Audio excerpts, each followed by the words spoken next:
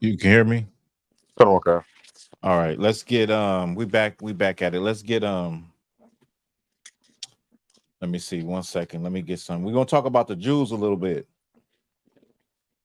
But the new no, let's get the Moabite stone. So I sent you something on the Moabite stone, right?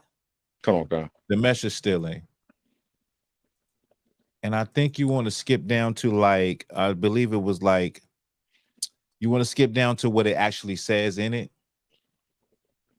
And it's lined, it's numbered. The columns are numbered, like I believe it was 13. Let me double check for you where I want you to start at.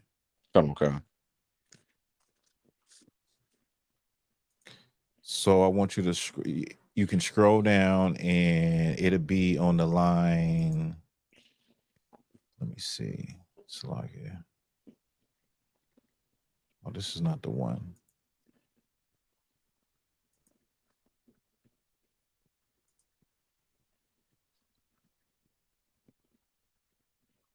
So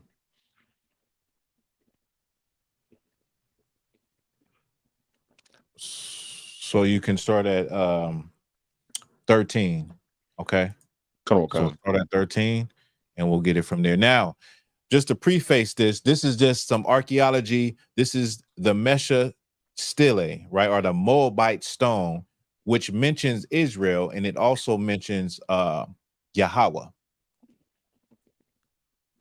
And let me just make sure.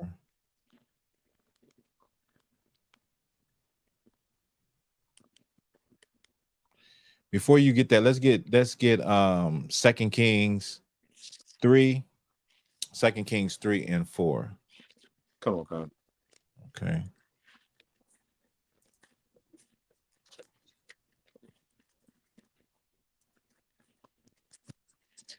The book of Second Kings, chapter 3, verse 4.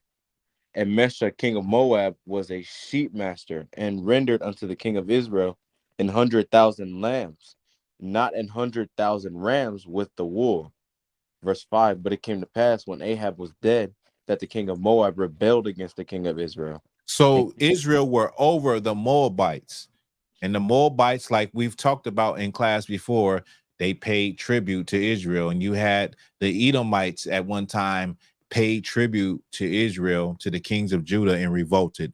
Well, in this sequence, in this time, the Moabites revolted, right? They decided, you know what? We're not paying you anymore. We're not paying tribute anymore. Keep reading. come. Verse 5. Also like it. Verse 6. And King Jehoram went out of Samaria, Salakia, at the same time and numbered all Israel. And he went and sent Jehoshaphat, the king of Judah, saying, the king of Moab hath rebelled against me. Wilt thou go with me against Moab to battle? And he said, I will go up. I am as thou art, my people as thy people, and my horses as thy horses. Verse 8. And he said, Uh-huh. which way shall we go up? And he answered, the way through the wilderness of Edom. Verse 9. So the king of Israel went, and the king of Judah, and the king of Edom, and they fetched a compass, like a compass of 7 days' journey. And So the there was king of Edom went with the king of Judah to go fight against the king of Moab because he rebelled against Israel. Go ahead. no water for the hosts and for the cattle that followed them. Verse 8. So like in verse 10, and the king of Israel said, alas, that the Lord hath called these three kings together to deliver them into the hand of Moab. But Jehoshaphat said, it is so like, is there not here a prophet of the Lord, that we may inquire of the Lord by him? And one of the Mm-hmm. king of Israel's servants answered and said, here is Elisha, the son of Shaphat, which poured water on the hands of Elijah. Verse 12. And Jehoshaphat said, the word of the Lord is with him. So the king of Israel and Jehoshaphat and the king of Edom went down to him. And Elisha said unto the king of Israel, what have I to do with thee? Well, Get you could stop right there. This is the whole sequence of us battling the Moabites. Uh this has been a long battle with the Moabites. That's where you get the book of Ruth from, when our people went up into the country of Moab and basically didn't kill all the Moabites, but to the point where only Israelites were in the land of Moab. And for a time, that's where we were living and dwelling. And then you have the term Moabitish man, Moabitish woman. And that's where a lot of people, when they hear that, they think that Ruth was a Moabite, when it was really just Israelites living in the country that has always been known as the Moabites' land, but they were no longer in the land. Israelites were in the land. But we're just detailing the struggles and the fights between the Moabites fighting back and deciding to revolt against the Israelites. Now I'm gonna pull up this slide, and this brings me to the Mesha Stele, okay?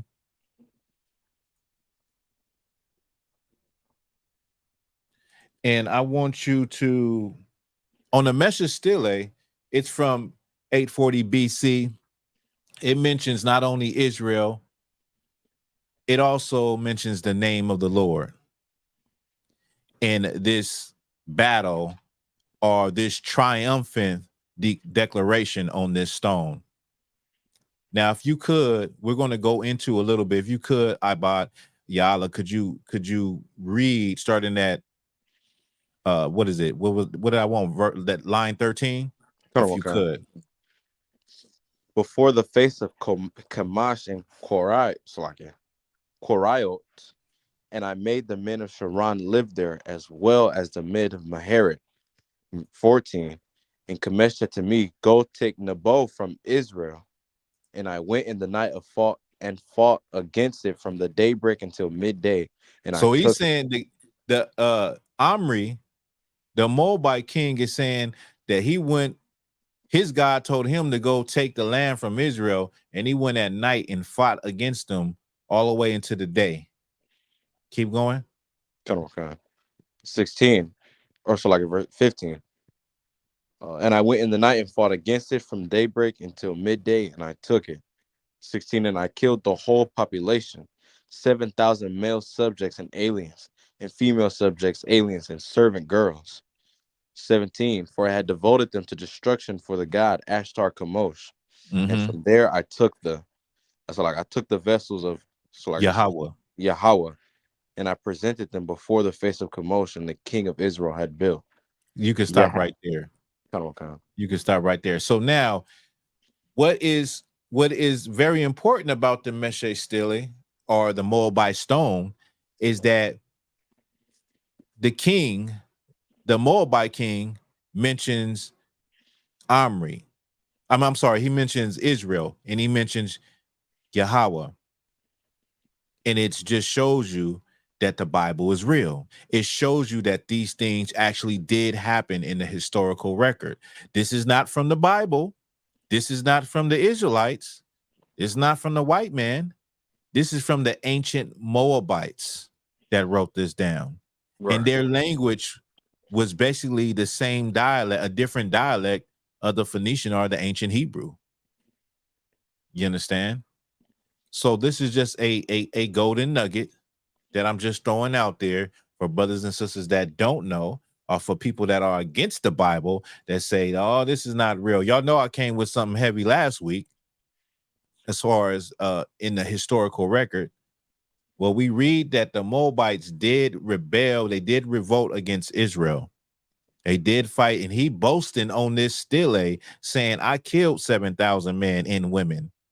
Then I took some of the things, the precious things, and I devoted them to my God, Chemosh. That was a god of the Moabites. Okay. I believe Moloch was one too. So now we're going to go into the Jews and the Gentiles. Okay. We're going to go into the Jews and the Gentiles.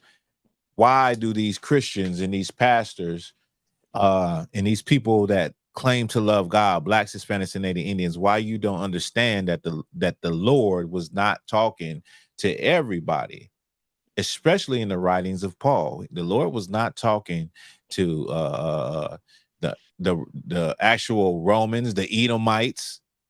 He wasn't talking to the Moabites who we were just talking about. He wasn't talking to the Hamites in the New Testament.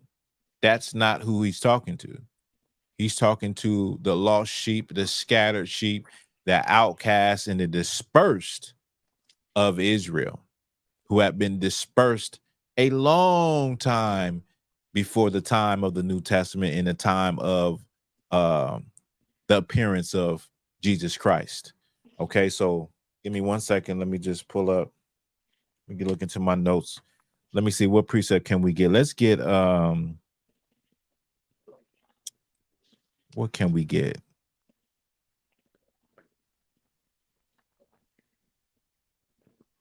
Let's get Ezekiel 36 and 16. 36, Ezekiel 36 and 16, please. Okay. See, this is the thing, man. Like, and this is what I'm gonna go over. It's very rough out there when it comes to the Christian mindset. And the first thing, one way you can just absolutely cut a Christian is to explain to them that they don't know the history of Israel. If you knew a little bit of the history of what happened to our people and how the northern kingdom and the southern kingdom were split and where they ended up at, or if you knew that a lot of our people went into the Greek lands in 300 BC after Alexander conquered the whole world, we're going to get to that, you would know that Israelites were in these lands, these Greek lands, later on becoming the Roman Greco Empire during the time of Christ. Okay, go ahead. Come on. The book of Ezekiel. Sorry, one page ahead. The book of Ezekiel. Come on. Mm-hmm. The book of Ezekiel, chapter 36, verse 16. Moreover, the word of the Lord came unto me, saying, Son of man, when the house of Israel dwelt in their own land, they defiled it by their own way and by their doings. Mm-hmm. Their way was before me as the uncleanness of a removed woman. Jeez. It says that when we were in our own land, we defiled the land. And our uncleanness was like that of to a woman when she is unclean, when she is on her flower. That is heavy. And that just shows you how holy of a people we were. The way we act today, the way we live today, the way that Black and Hispanic people think today is like a woman on her flower to the Lord, even today. Go ahead. Come on. Verse 16. Verse 17. Son of man. No, I'm tripping. Verse 18. Wherefore I poured my fury upon them for the blood that they had shed upon the land, and for their idols that wherewith they had polluted it. Verse 19. And I scattered them among the heathen, and they were dispersed through the countries. And he said what? He said, I scattered what? And I scattered them among the heathen. The Lord scattered us among the heathen. Right. We intermingled among the heathen. Blacks, Hispanics, and Native Indians on the West, in the West Indies, Jamaica, Trinidad, Brazil, Honduras, El Salvador, Puerto Rico, Cuba. We are America. We are scattered among the heathen. We are mixed in and mingled among the heathen. Go ahead. Come on. And and they were dispersed through the countries according to their way and according to their doings. I judged them. And when they entered unto the heathen whither they went, they profaned my holy name. And they said to them, These are the people of the Lord, and are gone forth out of his hand. Mm-hmm. But that's I had it. pity. That's 19. No, that was in the 20. That was 20. Okay, these are the people of the Lord, and they have gone forth out of his hand. Because once the people of the Lord were scattered out of the land that he had gave their forefathers to possess, they no longer were under the protection, under the guidance of the high priest, and under the Lord himself. So let's get give me what I want. Give me John 7 and 35. Oh, God. John 7 and 35.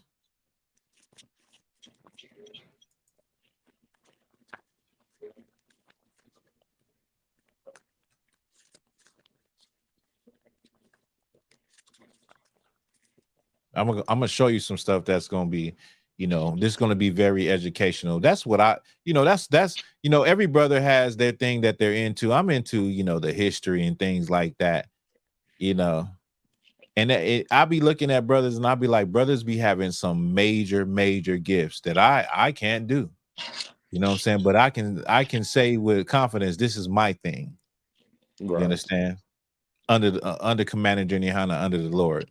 Let's go. Come on. The book of John, chapter 7, verse 35. Mm-hmm. Then said the Jews among themselves, whither will he go? That we shall not. Salakia, if you could skip one verse, I Verse believe, 34. please. Yes. Come on. The book of John, chapter 7, verse 34. Ye shall seek me and shall not find me. And where I am, thither ye cannot come. Now, this is Christ talking to the brothers and sisters saying, you're going to seek me, but you're not going to be able to find me. Right. And where I go, you cannot come. Now, we know what Christ is talking about. We know that we know now what he was talking about. He was talking about, listen, I'm here on earth right now, but in a minute, I'm going to be gone up out of here. You're not going to see me no more. And physically, I'm not going to be here anymore, walking amongst you. But peep what they said when he said that, because they didn't understand what Christ was saying. Go ahead. Come. Verse 35. Mm-hmm. Then said the Jews among themselves, whither will he go? That we shall not find him. They said, where is Christ going to go where we're not going to be able to find him?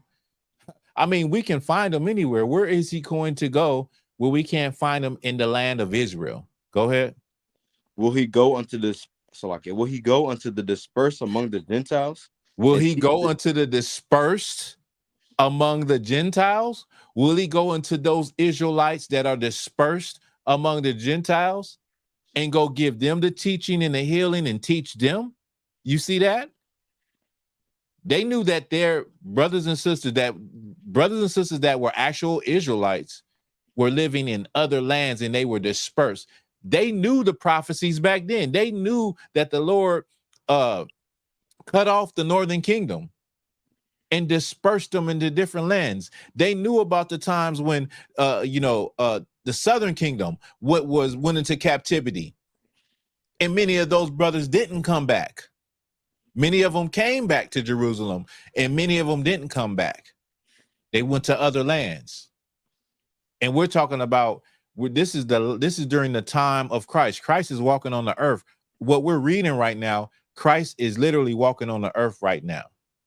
At this time, at this period.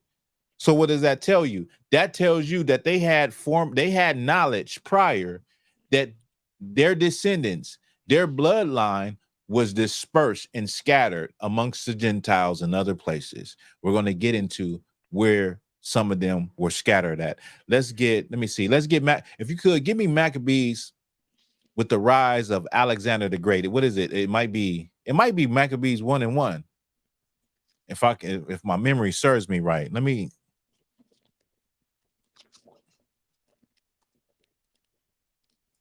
see.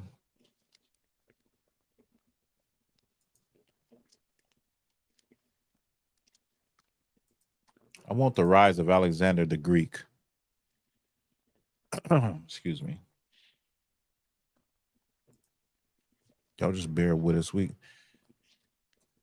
going to bring this home.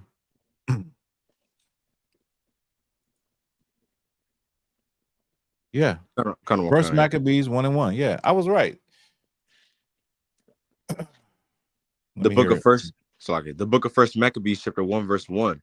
Mm-hmm. And it happened after that Alexander, son of Philip, the Macedonian, who came out of the land of Chittim, had smitten Darius, king of Persians, king of the Persians and the Medes, and he reigned in his stead, the first over Greece. So Alexander, in world history, Alexander was a great warrior and general that subdued the whole known world at that time. The greatest kingdoms on earth, Alexander subdued.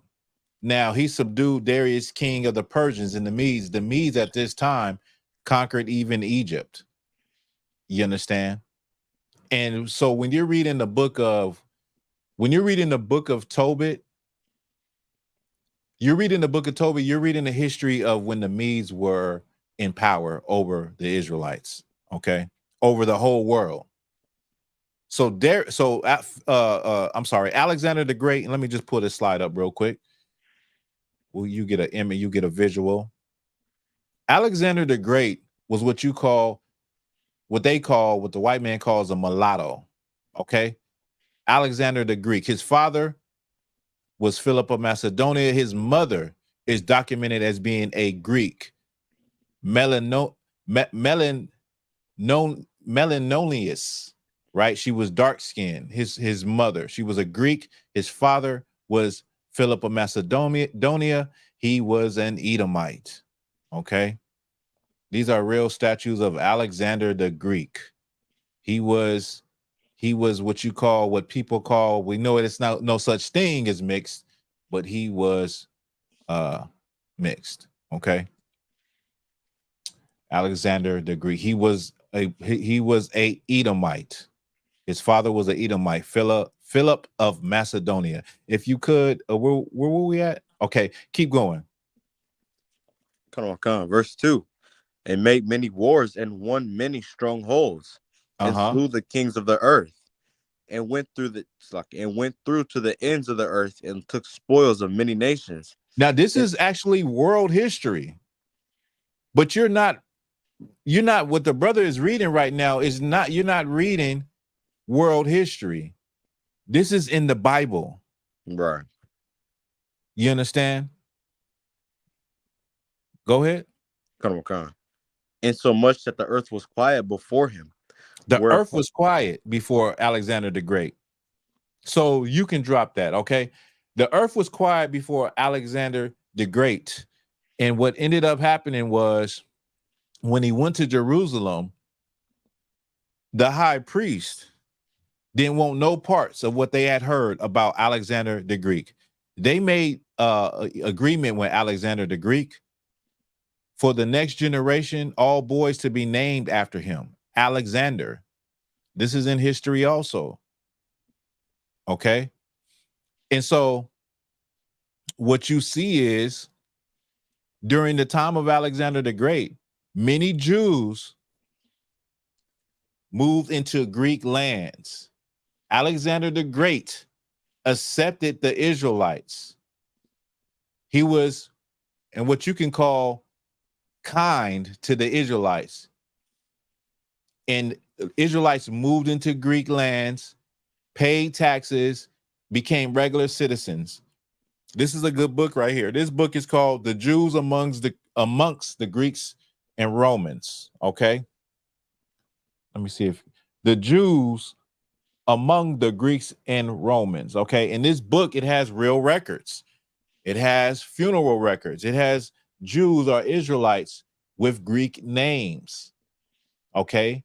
Many of our people became Greek. They called them Hellenists or Hellenes, right? They were Jews that spoke the Greek language and practiced the Greek way of life. We're talking about 330 BC, where Jews were living. We're talking about before Christ, 300 years before Christ. Israelites were living in Greek lands, serving Greek gods, following those customs, never even knowing, growing up there, living their whole lives in Greek lands, never even keeping the law, statute, and commandments. They were dispersed. Okay. Not only that, I'm going to read something out of here. Okay. So, like I said before, this is the book, The Jews Among the Greeks and Romans, a diasporan source book. And I'll be on page 6. Now, this is talking about 70 AD. Now, this is 70 years after Christ's death. 70 AD, we read about in many sources. In Josephus, we read about it. Also in Babylon to Timbuktu, we read about it, okay? It says the aftermath of the fall of Jerusalem in 70 AD. Since the soldiers were by now becoming weary of slaughtering, even though large numbers of survivors were still coming to light, Caesar, Titus, gave orders to kill only those who were armed or offering resistance. The remainder, they were taken prisoner. In addition to those specified in their instructions, they liquidated the old and the weak. Those in their prime and potentially useful, they herded into the temple and confined in the court of women. As guard, Caesar set over them one of his freedmen named Fronto, one of his friends. He was too determined the appropriate fate for each person. He executed all the revolutionaries and the brigands. So everybody that was ready to fight, everybody that was radical, they executed. They had laid information against each other. Of the young, he selected the tallest and finest and kept them back for the triumph. The triumph was like a procession, I believe. If you could get that for me, the Roman triumph, I bought. If you could, I believe it was like a procession in front of all the people. Okay. Of the remainder, those over 17, he bound and dispatched to the quarries in Egypt. So he sent those 17-year-olds to the quarries to work, to mine, to cut rock and all of that. Most of them, however, he made over to the provinces for destruction in the theater by the sword or wild beasts. Those under 17 years were sold. This is from Josephus's mouth. So if you were over 17 and you were in prime, they put you in the theater, which as being a gladiator in the Colosseum, to fight to the death, to fight. This is what happened to Israelites after the Greeks when it became Rome. And this is 70 years after Christ died. What I just gave you was a history of how Israelites even got into those lands 200 to 300 years before Christ was born. And then you have a glimpse of what happened after 70 AD, after the final destruction of Jerusalem. What did they do with the people? Now, these are the people that went to those lands, but you also had Israelites that fled into Africa. Now, with that being said, these are the brothers and sisters who Christ sent the disciples to go to. These are the brothers and sisters that the New Testament is speaking to, that the Apostle Paul is speaking to. That's why the Bible tells you. That's why it uses the term, there is neither Jew nor Greek. There were more Israelites that were living in the Greek lands than were living in Jerusalem. Ain't that something? What I asked for, I bought. So, can you repeat it? The Roman triumph was like what? The triumph. Yeah, the Roman triumph. Give me that, please. Let me check the comments real quick. Could it be in 2 Corinthians or would it be in the Apocrypha? No, this is just a definition. Oh, the Roman triumph, Salakia. Yeah, just the definition of I was saying, I believe it's like a festival where they, after winning a battle or conquering a people, they have a procession in public amongst the citizens, the Roman citizens. Come on, Khan, I found one. You found one? Let me hear it. This is from Wikipedia. It says the Roman triumph was a civil ceremony and religious rite of ancient Rome. Okay. To publicly celebrate and sanctify the success of a military commander who had led Roman forces to victory in the service of state, or in some historical traditions, one who has successfully completed a foreign war. So this is exactly what I didn't know the definition of it, but this is exactly what I believed it was. And not only that, to add more to it, it was the triumph of Titus. Remember, Vespasian and Titus, 70 AD, are the Roman generals that came for the last time in the siege of Jerusalem and destroyed the walls and starved the people, cut off the access points, and brothers and sisters starved to the point where our people were eating their shoes, eating their own babies. It was a horrible sight. You understand? And this all came upon our people because we profaned the land that he had gave us.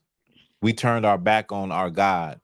Because you'll say, how could that happen? How could the Lord allow that to happen to us? Well, how could the Lord allow slavery to happen to us? How could the Lord allow for a people that is a no people, that are not even a people on the earth with a heritage? How could he allow for them not only to enslave us, but later on treat us in a way like we were less than human beings, and hang us from trees and set us on fire and dismember our bodies for trophies and rape our women and do detestable and horrible things to us? How could that happen to us? You see, times have not changed. These are the same things that are going on today happen to our people for our disobedience as a group of people, as a nation of people. You understand?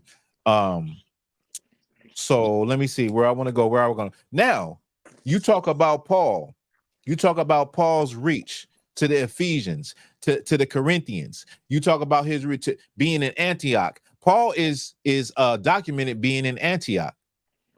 Now I'm gonna show you something that I've brought this out before, that you had the main chief concourse of the city in the Greek in Greek society. You had something called the Agora, and this was the main place where philosophers and thinkers and people, like a marketplace, but also with philosophers, and where everybody would go and they would talk about their religion, and they would profess what they believe in. And you know, the Greeks were big on being philosophers, having philosophy about life, philosophy about this and about that. And so in the Agora, when they dug up the Agora, these are some of the things that they found. And these are from the time that Paul actually walked the earth in the Agora, preaching the gospel of Jesus Christ. Let me get this. So these are the faces when they dig into the earth. These are the faces that they pull out. Okay. These are the faces that were seen in ancient Greece during the time of Paul. You understand? These are the Israelite faces that were seen during the time. And you think that you look at the world and say, well, the Greeks were white people, the Romans were white people, not knowing that these societies were mixed societies with different groups in them, and the Israelites were in all of it. In fact, the Israelites were why you can go as far as saying the Israelites were the reason why these nations were so great, because we were always the bottom class doing the work, doing the small jobs. Now, let me see. I did have a slide for the Agora, what it looked like, what it would have looked like. So this is actually remnants of the Agora. It was where the citizens would assemble. And this is a place where Paul would have went, and the disciples. When you talk about the New Testament, you talk about going to Ephesus, Corinth, these Greek cities, these Greek lands. This is where brothers were going to. They were going to people that actually look like this in Acts, in Romans, in Ephesians, in Corinth. They were going to people that look like this. I pray you understand. But that is also the thing. Our people actually were in these places, okay? And when brothers and sisters read the Bible, when Christians read the Bible, they think that it's talking about everybody. They think that when it says no Jew or no Greek, they actually believe that it's talking about all nations. Well, why is it only using there is no Jew or no Greek? Why is it not using there is no Jew or Moabite? There is no Jew or everybody. There's no Jew or Edomite. There's no Jew or Greek, because our people actually were living as Greeks. When Paul and them hit the scene, our people were actually living as Greeks, worshiping Greek gods, speaking the Greek language. That is the reason why the New Testament was written in Greek. I had to tell you, I had to say this again. There were more Israelites in the Greek lands than in Jerusalem. That's why the Bible was translated not just from the Hebrew, but from the Greek, because the high priest were speaking Greek. The prophets were speaking Greek. Everybody was speaking Greek. That was our tongue. We didn't forget the Hebrew, but the Greek was with everything everybody was speaking in. Okay. So I'm gonna drop that topic. Okay, I touched on that, and let me see. We still got some time. Anybody got any questions or anything like that? Any questions, brothers, sisters in the chat? I think I got one more story. I got a story that's it's a horrible story. I'm gonna wait a little bit, but if any brothers or sisters got anything they want to bring out, they want to talk about, go ahead and put it in the chat, and we can talk about it. Okay, but yeah, when it comes to like, let me go back a little bit. When it comes to Christians, though, and they're trying to profess that the Bible is not talking to one people, it is not talking to just the Israelites. It's including all people in the New Testament. You have to remind them that they don't know the history of Israel. They don't know the history of God's chosen people. Okay. God's chosen people became the Jews. I'm sorry, became the Greeks. God's chosen people today became the Americans. God's chosen people today became Mexicans. You get where I'm going with it? God's chosen people became the Greeks. They became the Romans. That's the history of our people. That was the point. That is the point. Let me get a 1 second. Let me get this preset.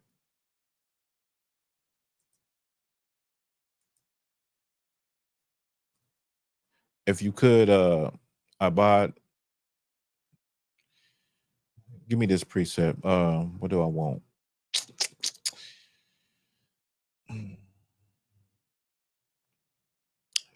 Okay. We'll get Jeremiah 30. I guess Jeremiah 30 and 1. We'll start there.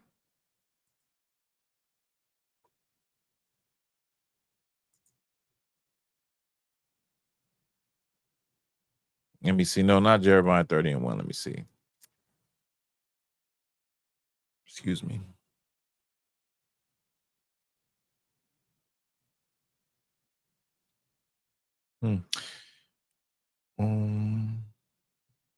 You start at 30 and 10.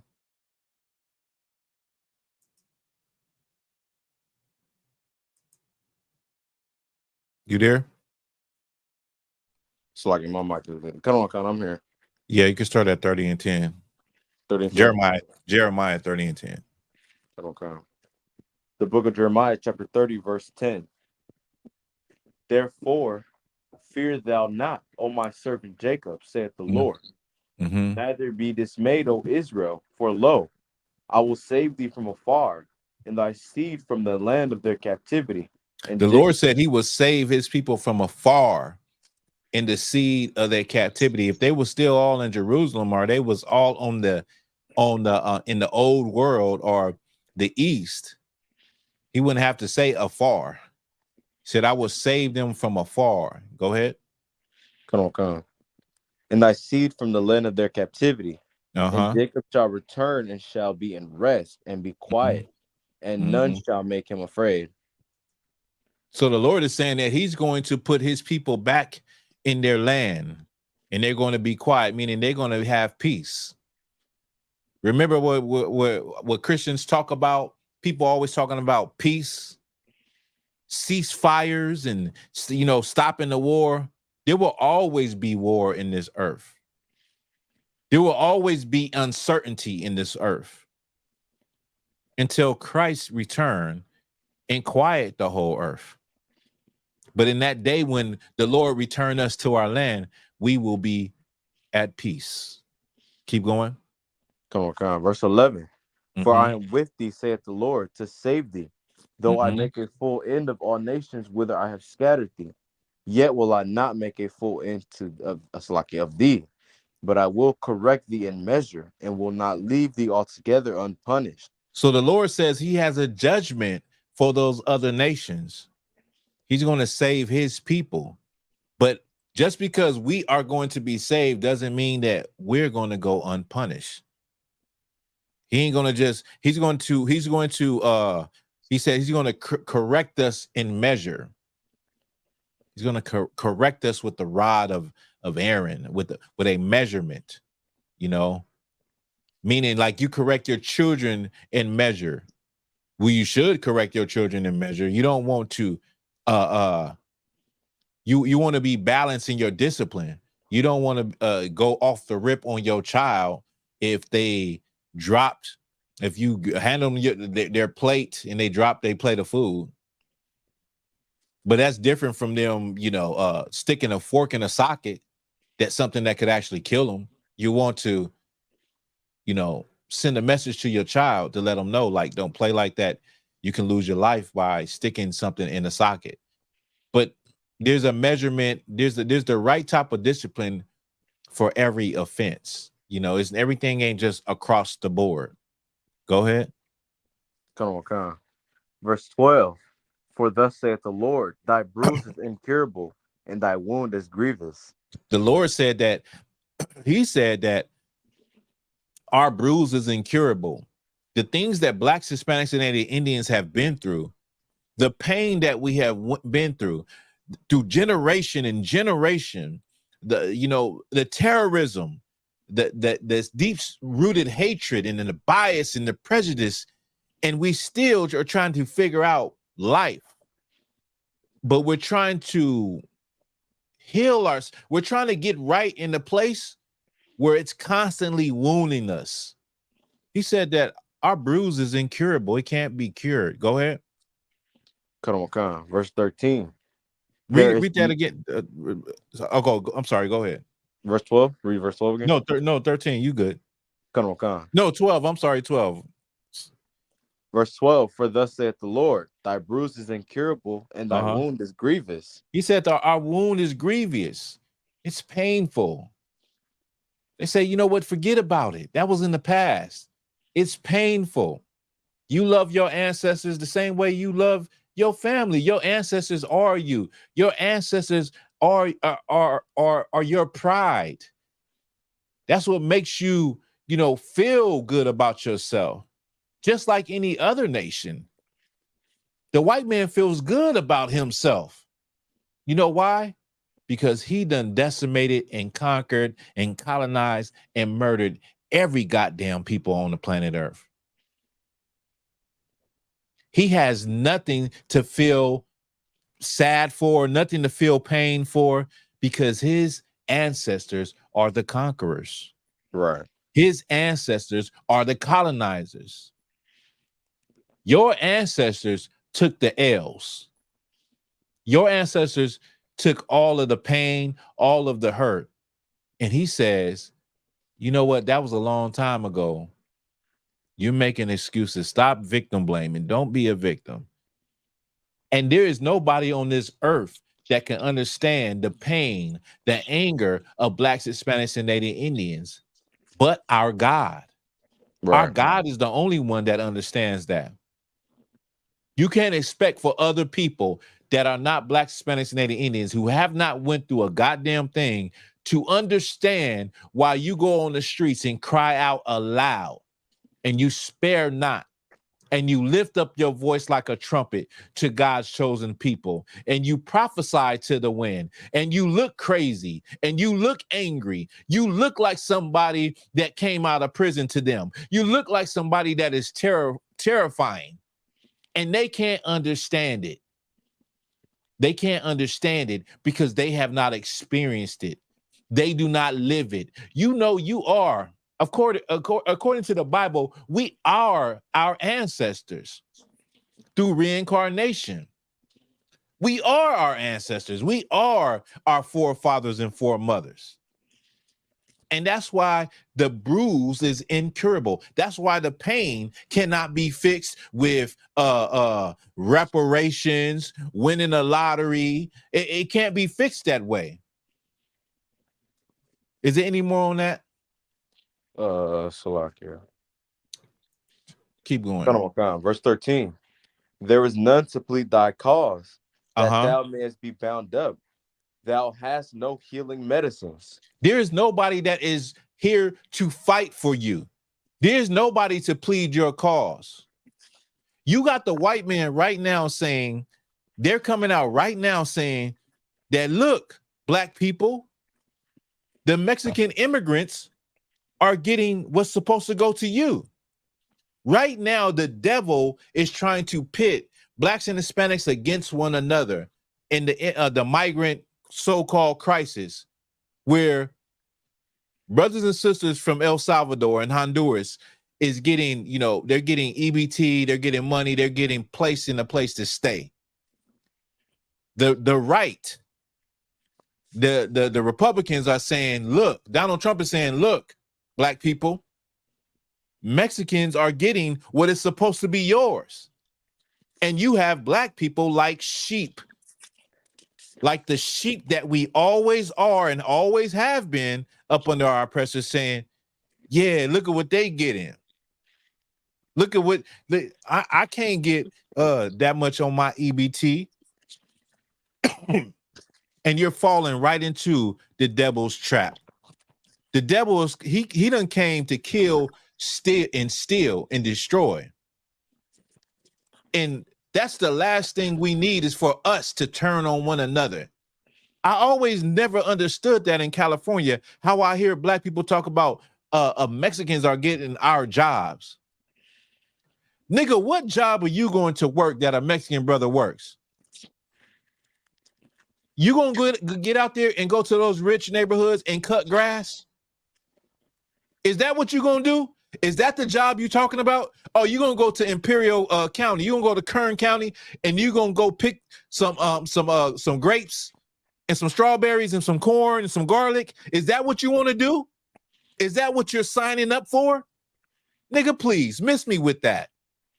We have taken on the mindset of our oppressor against one another. I've heard Hispanic people say black people are lazy, or black people don't want to work hard.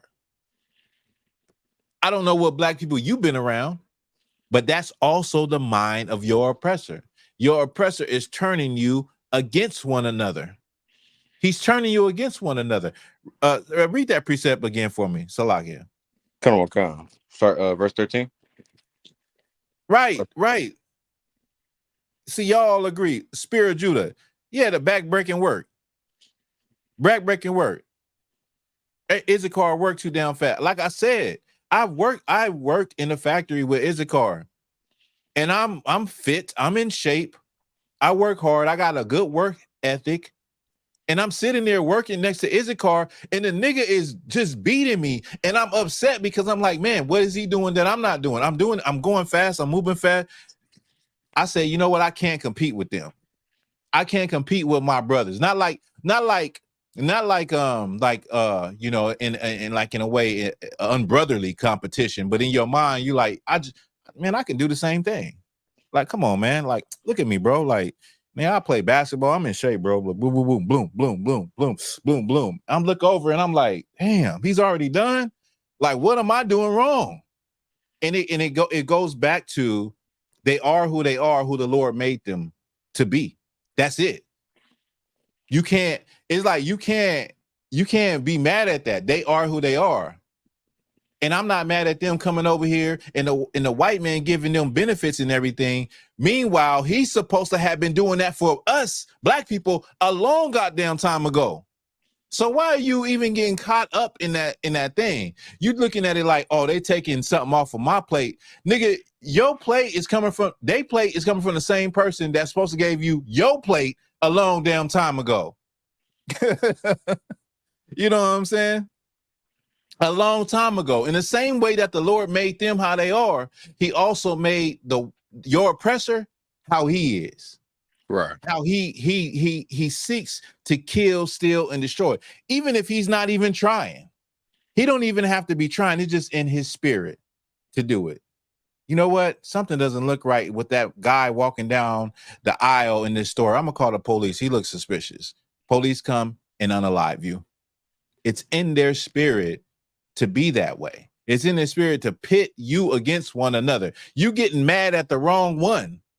Your anger and your your wrath and all, why you ain't got this and you don't got what they getting. Look at the person that's giving it. Look at him. He's the one that's stirring the pot. He is the puppeteer. He's the puppet master. He's the one that's doing it. Read it from the top again. The book of Jeremiah, chapter 30, verse 10. Yes. I will save thee, therefore fear thou not, O my servant Jacob, saith the Lord.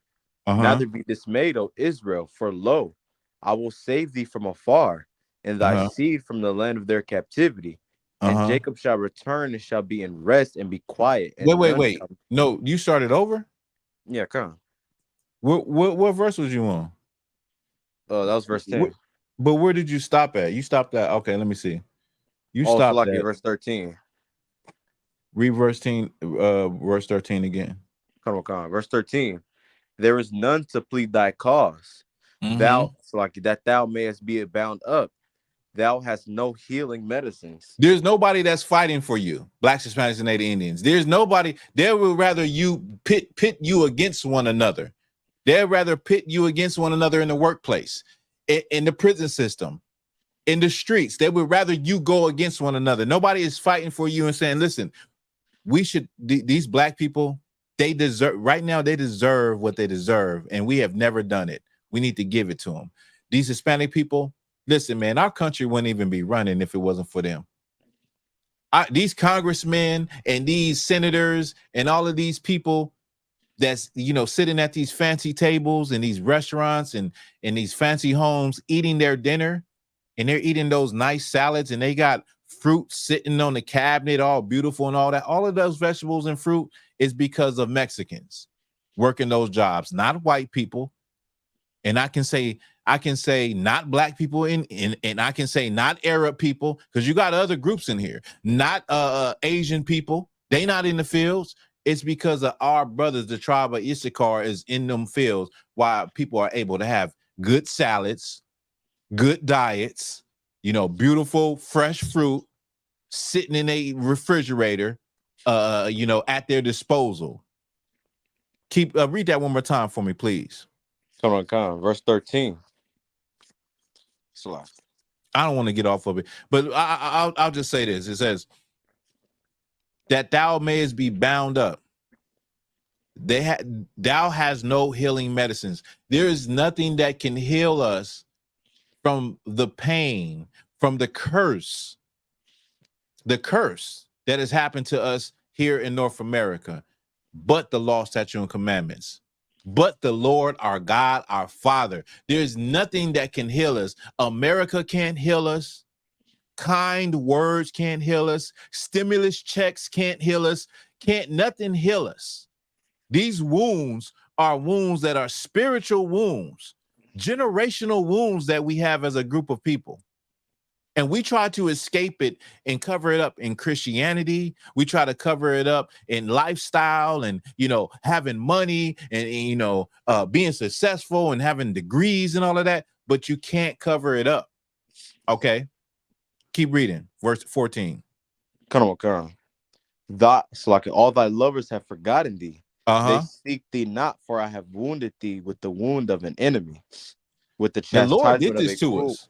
The Lord said he wounded us with a wound of an enemy. He allowed these things to happen to us. And these things that happen to us,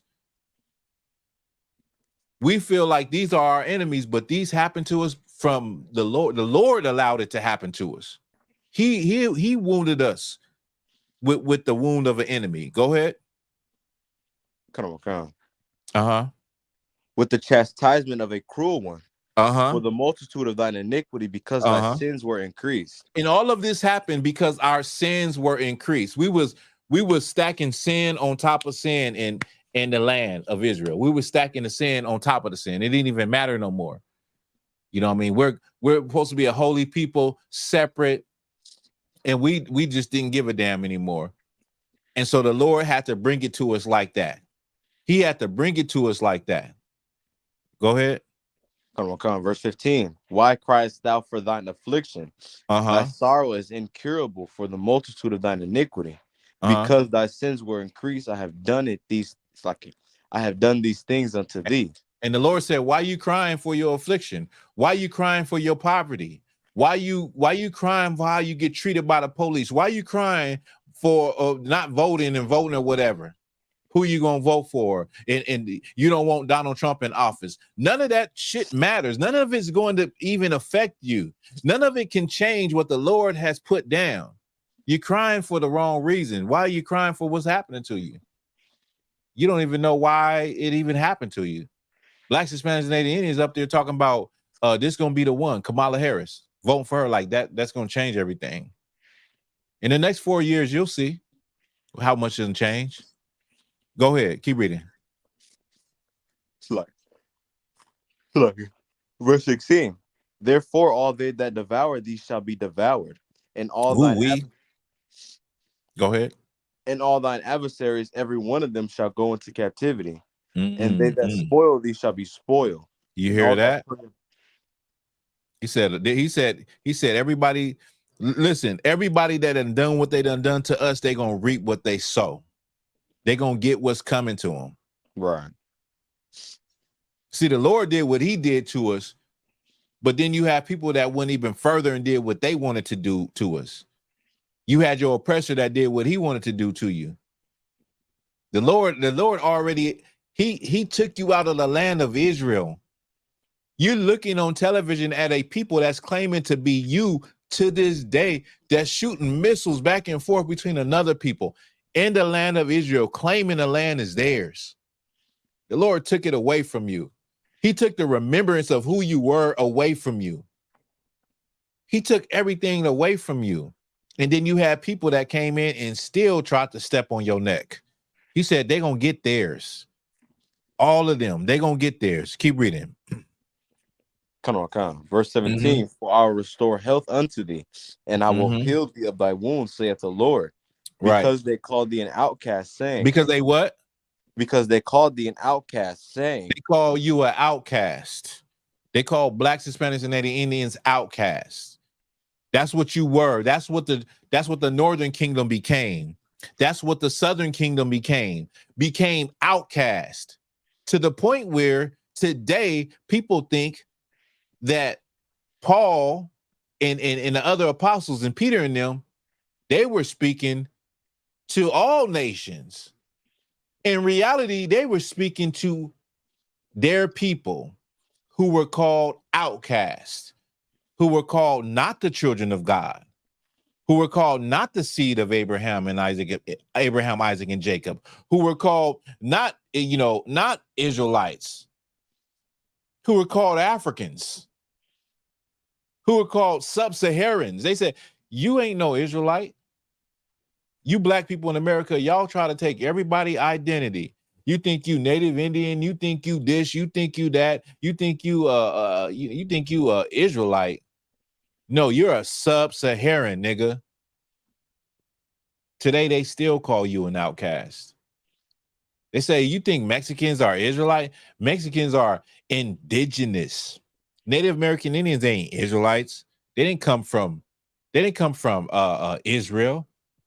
They're indigenous. They're Americans. They look at you like an outcast. You could never be the children of God. That scripture says, read that scripture one more time from the top. Come on. That precept, 4. I'm sorry, yeah. Read it from the top again. Verse 17, for I restore health unto thee, and I will heal thee of thy wounds, saith the Lord. Lord said he's going to restore health unto us, and he's going to heal us of our wounds. He's going to fix us. He's going to make us whole again. He's going to make us healthy again, like mentally healthy, vibrant, strong, robust people. People who you look up, who the world looks at and looks up to. Go ahead. Come on, saith the Lord. Because they called thee an outcast, saying, this is Zion whom no man seeketh after. This is Zion who don't no man seek after Zion. Don't no man. This is look, you see those niggas over there? You see them niggas over there twerking? Yeah, they supposed to be the children of God. You see how those brothers is acting over there in those inner cities, and they popping off and shooting one another? They supposed to be the children of God. You see how they just have sexual relationships and they leave one another, and then their families are broken. Oh yeah, they are supposed to be the children of God. They are supposed to be. That's supposed to be Zion. Oh hell, those niggas are crazy. They're crazy. Yeah, we're gonna see. We're gonna see who's crazy. We're gonna see who's crazy. When a black man named Jesus Christ cracked that sky, we're gonna see who was crazy. Right. But that's how the world looks at us. That's how they look at us. Let me hear it. Let me hear some more. Come on. Verse 18, thus saith the Lord, behold, I will bring again the captivity of Jacob's tents and have mercy on his dwelling places. And the city shall be builded upon her own heap, and the palace shall remain after the manner thereof. Oh, you hear that? He said he's gonna bring us back into our homeland, and the dwelling places are going to be built upon her own heap. Meaning, after the Lord destroy everything and lay it down, we're gonna rebuild Jerusalem on top of all of that rubble. Everything that was knocked down is going to be rebuilt. Right. You understand? And that is going to be the heritage of God's chosen people, Blacks, Hispanics, and Native Indians. That is going to be the thing. That's going to be a day that is going to be so beautiful and so righteous. You can't even imagine it. I can't even imagine it, man. The feeling that will go through us as a people, standing on our 2 feet, being righteous, being cured of all of our wounds that we have suffered in this place for our own iniquity. And it's just going to be a righteous thing and a beautiful thing. Now, before I get out of here, I want to play a video. I'm going to admit that it's not a good video. It's a little disturbing, but I want to go into it because I think it's important. Something that's important that affects our people. Okay.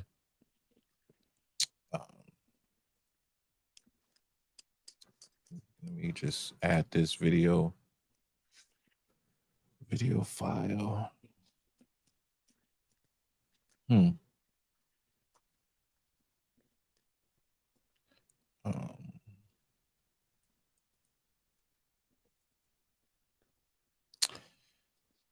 Let me just.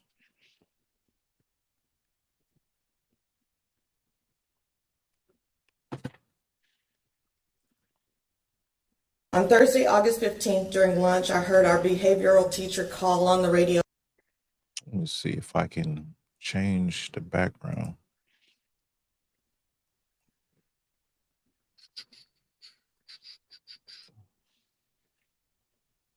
To administer.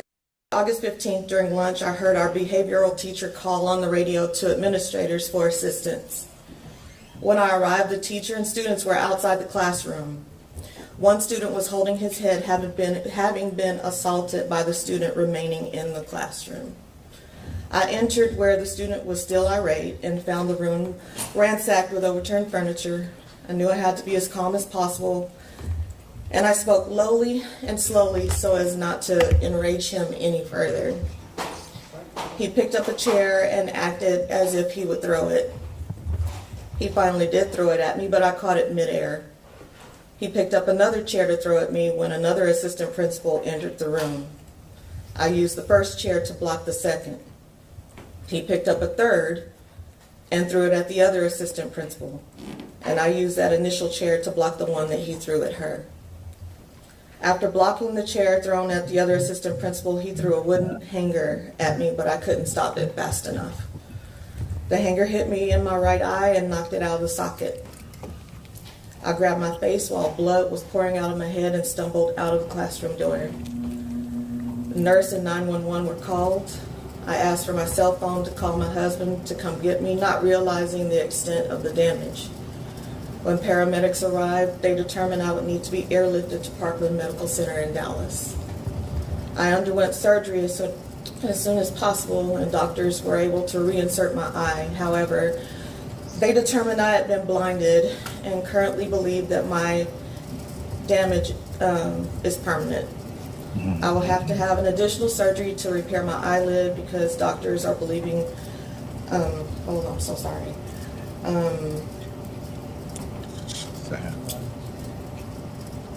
I underwent surgery as soon as possible, and doctors were able to reinsert my eye. However, they determined that I've been blinded, and they currently believe that my damage is permanent. I will have to have an additional surgery to repair my eyelid. And because doctors are believing my blindness to be permanent, removing my eye may have to be an option. That's rough. That's rough. Now this sister, now she goes in there. This young brother then already beat up a student. He's throwing chairs at her. Then he throws a hanger and knocks her eye out of the socket. And she's blind in her eye now, and eventually they may have to just take the eye out the socket.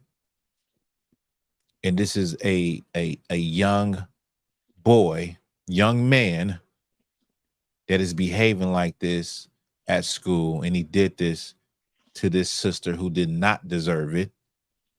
You understand? I gotta say that, did not deserve it. But this is the nature of our people when we don't have what the Bible gives us. When we have Christianity.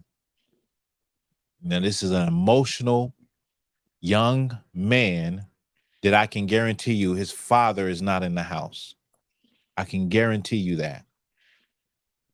And he can't be controlled. He threw a chair at the sister, threw a second chair at the sister, then picked up a hanger and threw it. I don't know what kind of hanger that was, but it had to have some weight on it to be able to take this sister's eye out of the socket. And as Black, Hispanic, and Native Indian people, man, we have to take control of how we raise our children. You have to take control of what you teach and what you allow in your house so that your son or daughter don't go out there and maim somebody, go out there and kill somebody, or goes out in the world and gets killed themselves. A lot of times I think of the things I see on social media with just people in the world and people that I've been friends with when I was in the world that I'm still friends with on like Facebook and stuff. And I see the pictures they post about their sons and their daughters and all of that. And I say, what would it be a shame for you to just be raising a seed, a son or a daughter that's going to get out there in the world and hurt someone? Or get out there in the world and make the wrong decision and lose their life. You understand? Without this truth, we don't have, I don't have any assurance of my loved one's life, of my children's life, or my life, of how we, raise our children. It's a horrible thing. Let me see what brothers and sisters said. Excuse me. Excuse me. This is horrible, man. This is horrible to lose your to lose your sight because of somebody else's child. And I say this because many times we take the mindset that, okay, that's not my kid. I'm not worried about it because it's not my child. Well, you should worry about it. You should care about it. You should care about how somebody else is raising a child, because eventually that child will be the child that put their hands on your child for nothing. Or that child will be the child that throws a hanger and knocks your eye out for nothing. But it could have been corrected a long time ago. Give me train up a child in the way they should go. I seen this video and I couldn't believe it. And I really feel for the sister. How she said she thought about it before she went in there. She spoke in the calmest way she could have spoken. And that still happened to her. Many of you brothers and sisters are raising monsters in your house. You're raising wild beasts in your home that's going to go out in the world and not hurt the oppressor, but hurt their own brothers and sisters. Go out into the world and lose their life for foolishness in the way, because you didn't do the job you were supposed to do. But I can't blame you. You know why? Because you grew up in the Christian church. You grew up in a place that says you can be how you want, think how you want, live how you want. And when you're in trouble, now you can call out on the name of sweet Jesus. Go ahead, Out. Come on. The book of Proverbs, chapter 22, verse 6. Train up a child in the way he should go, and when he is old, he will not depart from it. You train up a child in the way he should go. Listen, that's the only thing you can do. Is the truth? Let's just say, is the truth going to be 100%? Would you instill in the values of the truth, the law, statute, commandments in your children, and they grow up and they do that? No, it's not 100%. But they got a very good chance of not doing anything foolish. They got a very good chance of doing the right thing every time. It's not 100%, but they got a 99% chance of doing the right thing every time. Why I'm saying it's not 100%? Well, because in the law, it tells you about if you have a wicked son, what to do with your wicked son. In the law, it talks about having a wicked son that won't bow down to nothing. And you bring them out in front of the elders, and they come out and everybody witness and testify against him, and then he gets stoned to death.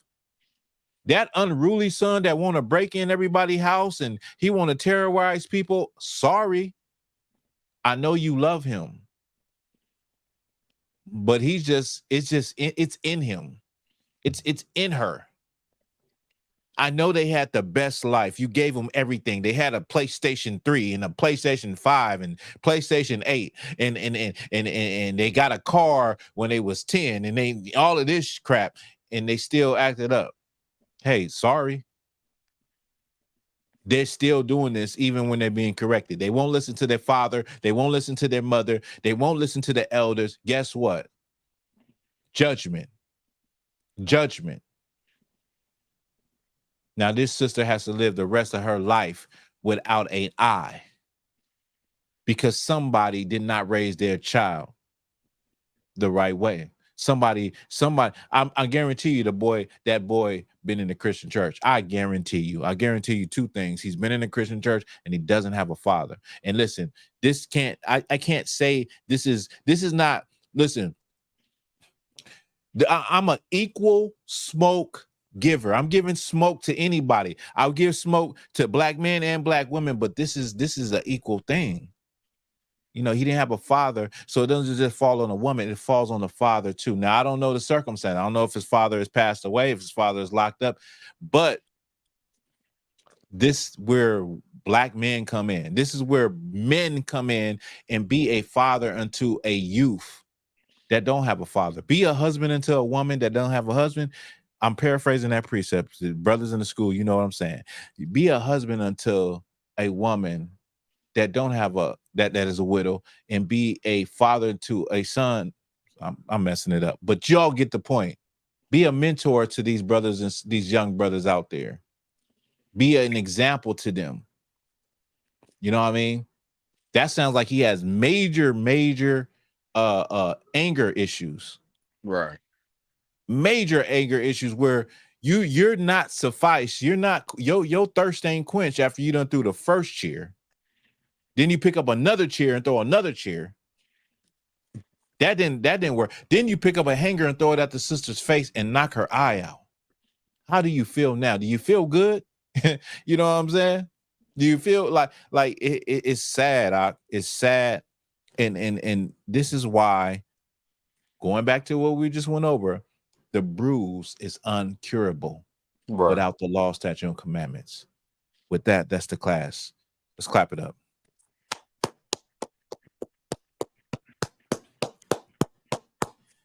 Listen, I'll be back. And let me just say, this class almost didn't happen.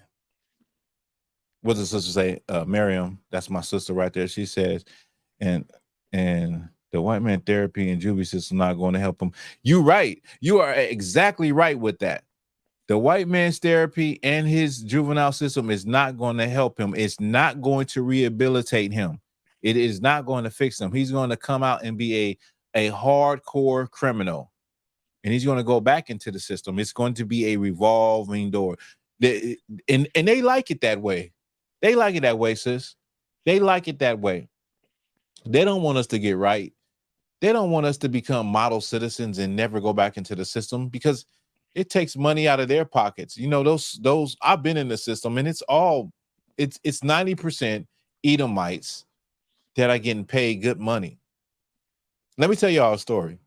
Well, I was locked up in the county. I was locked up in the county, West Valley. I'll never forget this. This was dormitories. And it's like it was like a newer type of jail system, big system, because San Bernardino is a big county. I remember being locked up in there, and then about 13 white people come walking through, regular clothes white people, real square white people, come walking through, clipboards and stuff, looking at us like they was in a zoo with clipboards and writing down. Look, I said, who is those people? They said, those are the investors. They invest, they invest into, they said, the sandals you're wearing, those are made by a guy named Bob Barker. And these, you got different people that, they invest money to put into these systems, the prison system, and they making money. So for you to get right and don't get in trouble ever again, that's not what they want. They want you to return. They told me that what they said 95% of y'all are going to be back. They said, we'll see you again. We'll see you. In my mind, I said, you won't, I'm that 5%. I will never be back here. I will never be back here. I will never be in a position where you telling me when to wake up and when I can get up. I will never be in a position. I don't want to be in that position no more. I don't want to be in a position where I haven't seen the moon and the sun in days. I don't want to be like that. So I said, I'm going to do everything in my power to never come back. But they bank on it. They bank on you coming back. So there is no rehabilitation in there. I think they took away the fact that you could go, the thing where you could go and you could go to the library and read books, and you could learn the law on your own and fight your own case. I think they took that away. I'm not for sure, but they took away a lot of things in there to where you can't even rehabilitate yourself. So you're like a cage animal that comes out, and now it's feasting time again. I'm gonna do this lick. I'm gonna do this. I'm gonna do that, and then 2 weeks later, you right back in there. This is another thing. Let me tell y'all. It's not funny, but it is though. My first day I was in Wasco. My first day I came in there in Kern County, Wasco, right? I came in there. It was a brother. He was getting rolled up. He was going home. He was leaving. The next day, that brother was back in there. And I said, everybody was like confused, like he got out and he did something else. I don't know if he did it on purpose. He was right back in there, because in this county, the prison is what they don't have a jail. They just you just go straight to the prison. So he was right back. And I said, nah, this can't be real. This can't be life. That goes back into that wound being uncurable that we have. Without the law, statute, and commandments, we can't even get a sense of our wound trying to heal, the pain trying to heal. We need that. We need that in our lives. We need that every day, as much as you can. Listen to these classes. Brothers are excellent, hardcore with their classes, going strong, persistent. Tune into as many classes as you can, like myself, and get that medicine, because every day is a battle. Every day is a fight. You always constantly fighting yourself. Demons are trying to hop on you and steer you away from the truth and get you to do things that you don't want to do and you shouldn't be doing. And so the only recourse to fight that is to continually be in classes, learning the word, reviewing the word, and that's it. You know what I'm saying? So yes, sis, it is. It's hard to adapt with no guidance. It's definitely hard to adapt. You think everybody is against you. Anybody that disagrees with you, you look at them like your enemy. Anytime you're in a good position or at a job, you lose your job because of the way you perceive things. And it's very hard to snap out of, that type of programming that everyone is against you. No, and everybody has to agree with you. Everybody don't have to agree with you. No one has to agree with you. That person can have their opinion. You can have your opinion. Right. Just leave it at that. We can agree to disagree. No one has to agree with you. Nobody has to go with what you want. And a lot of people can't snap out of certain things like that. And you don't have guidance. You don't have people there for you to be on your head and tell you need to do this, you need to do that. This is what you need to do. It's going to be, trouble for you as a Black, Hispanic, and Native Indian person. We need each other. We need one another. We need those community units. We need the I.S.U.P.K under Commander Jenny. We need that. Man, I'm telling you, if I wasn't in the truth and I didn't know nothing about the truth, I'll just put it like this: like, I probably would be in a grave somewhere. In a grave, never even reached my potential, never even reached or understood what I can do, or even tried to do some of the things. You got brothers in here that's doing things that they never would have done if they hadn't got into the truth. I never would have made a shirt. I never would have went to different states, different places. I never would have had a YouTube channel. Like, it's things that I do now that I'd be like, I never would have did that. I would have been in the hood, smoking weed, doing my thing in my bubble, never coming out of that, messed up cycle, just stuck in that cycle. I never would have came out of it. The truth just made me grow as a person, as a man. It turned me into a man. It turned me into a living soul. It turned me into somebody that, now I'm very aware. I'm aware of the world. I'm aware of what's going on. I'm aware of what's good and evil. Before, I wasn't aware. Before, I was in the church. I would go to church sometimes. I sold drugs. When I sell drugs, with the drug money, I would pay tithes with my drug money. I was a fucking mess. You know what I'm saying? But the truth cleaned me up. The truth cleaned me up, and it made me a solid person. You know what I mean? And I just think Commander Jenny YAHANNA, I think the brothers in the school, officers, the troopers, the captains, the generals, and I thank Christ for allowing me, giving me the privilege to be in the truth. And that's it. I'm going on and on. Salakia. Make sure y'all like all my main man, Officer 5000 Monobar. Make sure y'all like all the channels. I.S.U.P.K, Louisiana, Memphis, all of them. Soccer War out there. Listen, man, just support the truth. Support the truth so we can grow. So support the truth so that the real can grow and the fake can die. You know what I'm saying? Wither away. Right. You understand? Support the truth. And let me tell you something, man. When it comes to the truth, I started late, so listen, I don't even feel bad. If y'all rocking with me, y'all rocking with me.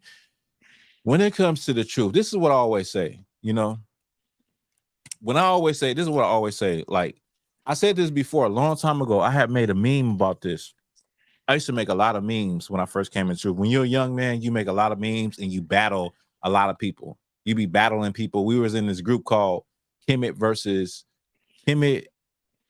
It was called Final Battle, Kemet versus Israelites. And we used to be in this group just battling niggas. That was Kemet. It used to be me. I can't remember everybody. It was a lot of brothers, but I do remember General Katham Gabar. He was in there. He used to rock with me. We used to be like battling 1-2, anybody. And as you grow in the truth, you start to be like, you know what? I ain't got time to be battling brothers. I ain't got time to be battling. But I made this meme, and the meme goes like this. It says, like, when it comes to the truth, why would you like look at it like wine? Look at the truth like wine, and then you got glasses of wine, One is pure. Then the rest of them, 1, 2, 3, they have a little bit of water in them. They're cut. They have a little bit of chaser in them. Why would you, if you first hear this truth, why do you want the one that is cut? Why do you want the truth with some chaser in it, meaning watered down? Why don't you want the truth in its purest form? That's the I.S.U.P.K. The I.S.U.P.K. is the truth in its purest form. In its purest form, whether you like it, agree with it or not, it's still here since 1969. Ain't fell, ain't no sister got killed in the I.S.U.P.K. Ain't no brother got caught sneaking around trying to buy something from a transmission. Ain't all of the things you hear that go on in these groups, it ain't never happened, and it's still rocking and rolling. So, and that's because it's 100% pure. It's not watered down. It's not cut with no chaser. It's all 100% proof. Feel me? Yeah. Salakia. But with that, Israel, let me just give y'all some shout outs before I get up out of here. Let me give y'all some shout. I'm gonna scroll to the top so I don't miss nobody. Okay. Natham Anad Jewel, thank you for rocking with me all the time. Spear of Judah, Most High in Christ, for rocking with me, brother. Sister Baratha Nawa, daughter of a king, always rocking with me. Baratha Nawa always rocking with me. Olivia Arnold, always rocking with me. All right. Sister Deandra, always rocking with me. Sister Isla One West, what's up, sis? Always rocking with me. Karl Maz Boff, always rocking with me. Jacob Israel, what's good? You know, Officer 5000 Madabar, my main man, always been rocking with me. Like we said last week, we done been up in this thing for a minute now. Most High in Christ, Lord willing, we'll be up in here another 20, 30, 40, 50 years. Dominic, Most High in Christ, always rocking with me. Okay. Let me see. All right, I think I got everybody. Maybe I didn't. Let me just keep scrolling and make sure. Adolphus Last, always rocking with me. Sister Miriam, man, we go back. Sister right here, yes, Miriam Boff Yashikar, we go back since the beginning. She's been in the truth as long as I've been in the truth, as long as Officer Madabar been in the truth. We've been rocking it, holding it down. Good to see you up here, sis. Let me see. Yeah. And with that, oh, Ramak, my nigga, Ramak is up in here. So like, I didn't know, Spirit of Judah, Ramak is up in there, my main man. And with that, y'all, I'm about to get up out of here. I'll see y'all next week. Oh, that's what I was going to say. Yundabar, Miriam, Yundabar, Ramak, Yundabar, Adolphus Last, Most High in Christ. But next week, this is what I want to do. Now, if you've been rocking for a while, you know I was going over the history of in ancient Egypt. I went over Joseph. I went over we started with Joseph being sold into Israel, Egypt, and then we went to the Pharaoh of the time of Joseph. Now I want to get into the daughter that found Moses in the river. I want to get into what's her name? She was the only Pharaoh in Egypt. Salakia, let me just, my mind just had a brain fart, but Hatshepsut, that Pharaoh, she was the daughter of the Pharaoh that found Moses in the river. And we'll also get into Moses being a Pharaoh, Moses being in Egyptian history. Remember, the Bible says that Moses was learned in all the Egyptians. There's some evidence that Moses possibly was in line to be a Pharaoh before he killed the Egyptian and fled. Okay. And I want to get into that. So thank y'all for rocking with me. I'll see y'all next Wednesday. I'm starting to get it mixed up with Black Authentic Truth. I'll see y'all next Wednesday. So shalom, Israel. I appreciate y'all. All right. Y'all have a good evening. Shalom,